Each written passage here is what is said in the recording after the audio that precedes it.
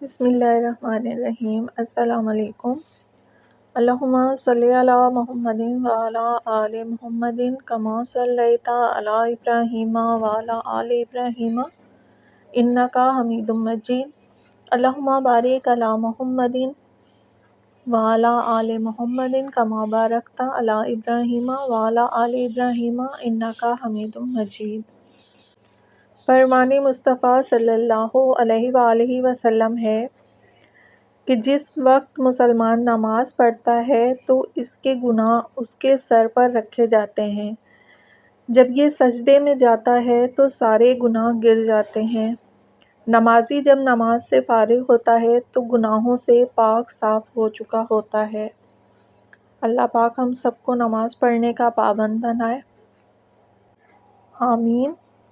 ہم نمازیں پڑھتے ہیں، قرآن پڑھتے ہیں، وظائف پڑھتے ہیں، لیکن چند باتیں ایسی ہیں جن پر اگر ہم عمل نہ کریں تو ہماری نمازیں، روزے اور تمام عبادتیں ضائع ہیں۔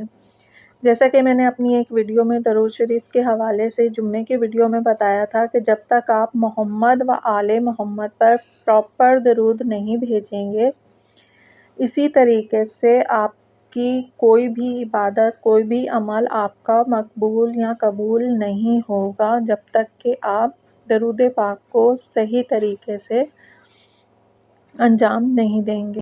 کیونکہ رسول اللہ صلی اللہ علیہ وآلہ وسلم کا فرمان ہے کہ جب تک میرے ساتھ ساتھ میری آل پر درود نہ بھیجا جائے میں وہ درود قبول نہیں کرتا۔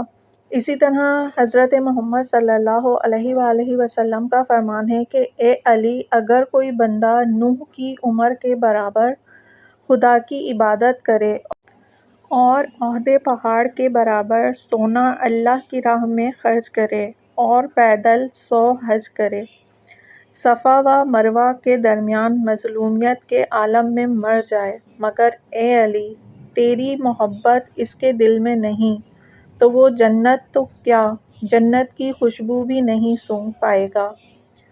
اللہ پاک ہم سب کو سیدھے راستے پر چلنے کی توفیق عطا فرمائے۔ آج کے اعمال نوٹ فرما لیجئے۔ نماز فجر کے بعد اسماء حسنہ 3 مرتبہ، نماز ظہر کے بعد دعائے کرب 17 مرتبہ،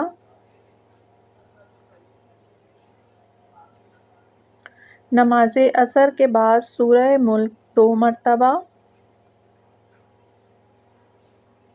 اور نماز مغرب کے بعد دعائے مغفرت 200 مرتبہ، نماز عشاء کے بعد صلاۃ التسبیح 4 رکعت۔